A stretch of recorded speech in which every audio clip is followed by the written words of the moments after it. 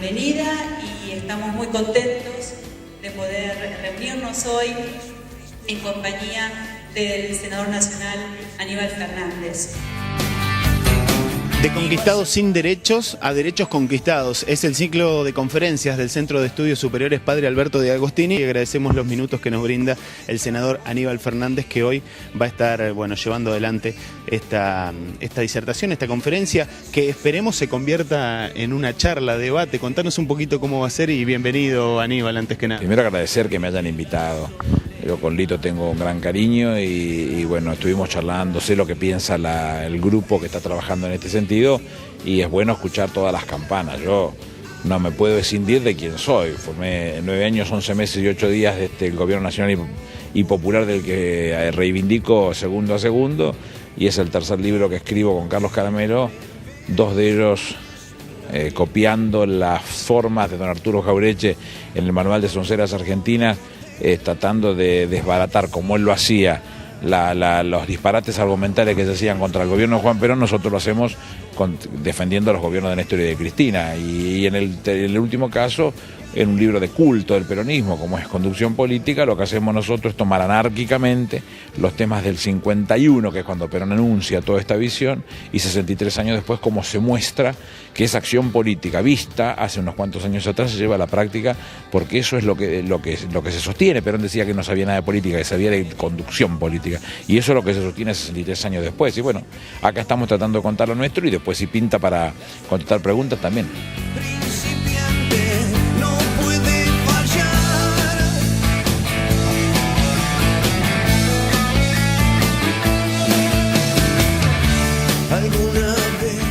Se anunciaba como que se iba a estar hablando, ¿no?, de la Revolución Libertadora, pero que no es solamente el 55, sino que arranca mucho antes y sigue mucho después. Pero tiene mucho que ver. A mí, cuando me invitan a hablar de ese tema, nosotros cuando partimos del 51 y explicando esto, ninguna de las revoluciones son revoluciones militares, son revoluciones de civiles para conveniencias propias, en contra del resto de la sociedad argentina.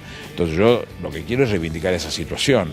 El 55 no ha sido ningún ejemplo para destacar, al contrario, es un ejemplo tan claro como ha sido el 76 o como ha sido la Revolución de Onganía o cosas por el estilo, siempre buscando el privilegio del sector que motivó a algunos militares a llevar adelante esa práctica.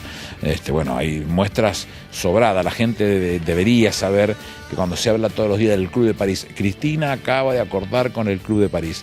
El Club de París no es otra cosa que nace en 1956, pero nunca quiso asociarse al Fondo Monetario Internacional. Se asocia a la Revolución Fusiladora en el 1956 y toma un préstamo de 700 millones de dólares para importaciones, que se suponía se pagaban con rapidez. Bueno, todavía estamos hablando de esa misma deuda que originó y que motivó la creación del Club de París, prácticamente un invento argentino, y que nosotros recién acabamos de acordar y empezamos a pagar pacientemente como les hemos hecho con el resto de las deudas. Es muy fácil. Cuando asume el golpe militar de 76, ¿cuánto había de deuda? Entre 6 y 7 mil millones de dólares. Más fácil imposible. Se va con casi 50 mil millones de dólares de deuda.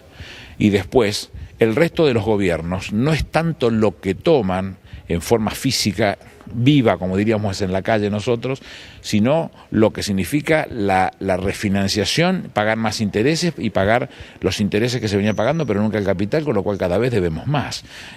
Toda esa situación tiene que ver con otros gobiernos, no con el gobierno de Néstor y Cristina. Cuando dice no, porque prorrogaron la jurisdicción y fueron a Nueva York, o el CIADI, no fue ni el gobierno de Néstor ni de Cristina, nunca prorrogaron la jurisdicción argentina, jamás.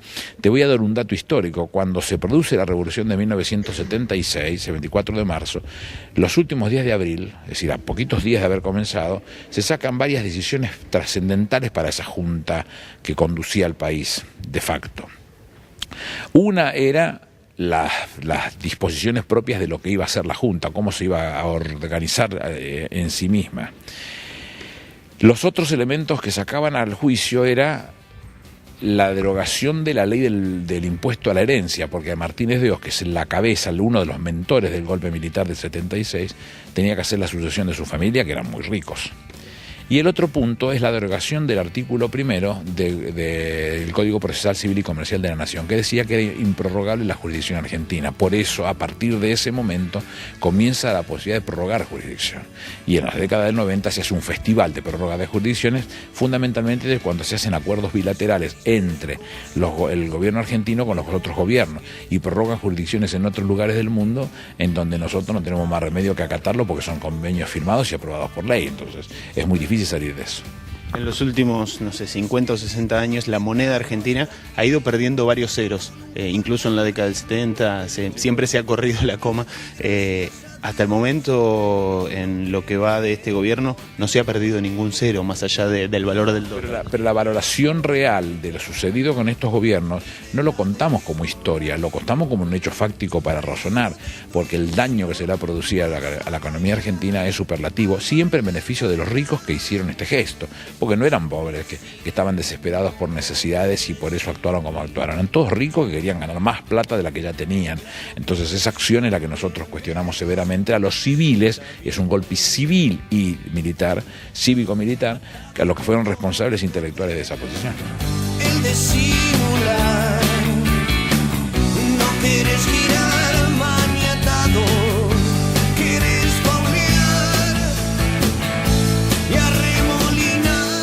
Se analiza un poco la historia y hoy se va a hablar mucho de historia también, la cual es importante también para comprender el futuro. ¿Cómo entiende el futuro el año que viene, el próximo, y cómo sigue este proyecto? ¿Cómo lo entiende Aníbal Fernández? De alguna manera yo lo explico eso con la presentación del libro nuestro, porque el esfuerzo de los argentinos desde el 25 de mayo del 2003 a la fecha ha sido tan grande, que sería un despropósito dejar esto a la deriva, porque se pierden los derechos, ¿no? Todos aquellos derechos conquistados, el de participar prácticamente en 50 y 50 en los ingresos nacionales como soñaba Perón, el haber reducido la desigualdad en la Argentina. El coeficiente de Gini, que es una forma internacional de medirlo, habla que bajamos de 43 a 37, a punto 45 a punto 37. Cuando llega a cero es cuando no hay desigualdad, digamos. Cada vez nos acercamos más a estar en buenas condiciones como lo mira el mundo. Convenciones colectivas de trabajo, las AFJP en manos del Estado, que no permite que se lleven ni comisiones ni sueldos fantasmagóricos ningún funcionario. Es decir, hay muchas cosas conquistadas: una nación universal por hijo, de 7.800.000 jubilados y pensionados, 6,5 millones de puestos de trabajo, YPF en manos del Estado.